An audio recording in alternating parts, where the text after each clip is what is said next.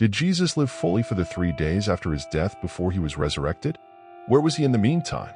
That question is now clear. The four Gospels, Matthew, Mark, Luke, and John, all confirm that Jesus was crucified for approximately 6 hours before his last breath. At the final hour, he uttered the immortal words, "It is finished," as recorded in verse 30 of the book of John. He then bowed his head and gave up his spirit. His body remained on the cross for a short time before being removed and prepared for burial by Joseph of Arimathea, with the collaboration of Nicodemus, one of his faithful followers. 3 days later, body and spirit were reunited and Jesus rose from the dead. After the resurrection, he manifested himself to his disciples, beginning with Mary Magdalene. He then ascended to paradise. Although many question what happened in the 3 days between his death and resurrection, and where Jesus was, this exposition seeks to clarify these questions. The Bible, especially the Synoptic Gospels, does not offer us a complete account of Jesus' activities during these 3 days, also known as the descent into hell. Matthew, Mark, Luke, and John focus mainly on the events before Jesus' crucifixion and his resurrection. The period between death and resurrection is based more on theological interpretations and traditions than on explicit narratives in the Bible. Even so, we can understand this significant period. One of the clearest pieces of information about Jesus' whereabouts in the 3 days after his death can be gleaned from his conversation on the cross. According to the Bible, Jesus was crucified alongside 2 criminals. One of them asked Jesus to remember him when he entered his kingdom, Luke 23:42.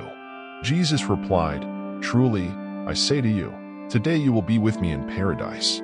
This suggests that, after his death, Jesus went to paradise or heaven. This makes sense, because by leaving this world, Jesus committed his spirit into the hands of God, who, as we know, can only be in a place of eternal happiness and love, heaven. Another relevant account of Jesus' whereabouts is found in 1 Peter 3:18-20. It states that Christ suffered once for sins, the just for the unjust, to lead us to God. He was killed in body but made alive in spirit. After being made alive, he made a proclamation to the imprisoned spirits who were disobedient in the days of Noah. This passage can be interpreted in 2 ways. Firstly, Jesus, at some point between his death and resurrection, may have gone to hell or Hades and made some kind of proclamation to the spirits imprisoned there. From this perspective, these spirits Jesus addressed could be demonic or human. They could also be fallen angels, as it is likely that the spirits mentioned refer to angels who were imprisoned for breaking God's law, along with Lucifer, who deceived them and turned them against their God. The reference to Noah's flood indicates that the violation took place before Noah's time. Although the passage doesn't tell us exactly what Jesus said to the imprisoned spirits, it is likely that it was a message of redemption, since angels cannot be saved, according to Hebrews 2:16. Another biblical passage that sheds light on Jesus' whereabouts and activities during the 3 days between his death and resurrection is found in Ephesians 4:8-10. This passage offers a fascinating insight into Jesus' journey after the cross. Paul, the apostle, writes that when Jesus ascended, he not only took many captives with him, but also gave them to his people. Ascension here is a complex expression, as it implies not only the ascent to heaven, but also a descent to the lower parts of the earth.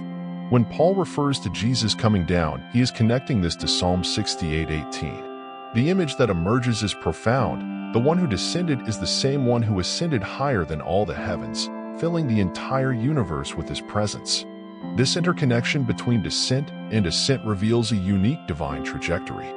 The interpretation suggests that after Jesus secured salvation on the cross, he undertook a transcendental mission. He gathered together all the redeemed who were in paradise, a heavenly assembly that included such notables as Abraham, David, Joshua, Daniel, Lazarus, the thief on the cross, and all the others who had been justified by faith. Jesus then led them from Hades, the abode of the dead, to a new and eternal spiritual home. This panoramic view reveals not only individual redemption, but a harvest of redeemed souls led by Jesus that transcends earthly boundaries. This cosmic event, in line with the promise of the psalm, echoes the grandeur of Jesus' redemptive work, raising those who have believed in his salvation to an eternal home in heaven. Another approach to Ephesians 4 is that, In the 3 days between death and resurrection, Jesus defeated and imprisoned our spiritual enemies, such as the devil, death, and the curse of sin. He then ascended victoriously into heaven as God. This perspective is also grounded in Matthew 12 verse 40, which says, "For just as Jonah was 3 days and 3 nights in the belly of the great fish, so the Son of Man will be 3 days and 3 nights in the heart of the earth." Finally, it is important to note that the exact details of what happened during these 3 days are not explicitly outlined in the Bible. Different Christian traditions hold varying perspectives on the matter. However, we have Jesus' own words on the subject. "Today you will be with me in paradise." This gives us confidence to affirm that he went to paradise after proclaiming his victory over death and completing his redemptive work. Thank you very much for your attention. Share your thoughts below in the comments. Support us, subscribe, like, and share this video. May God bless you greatly.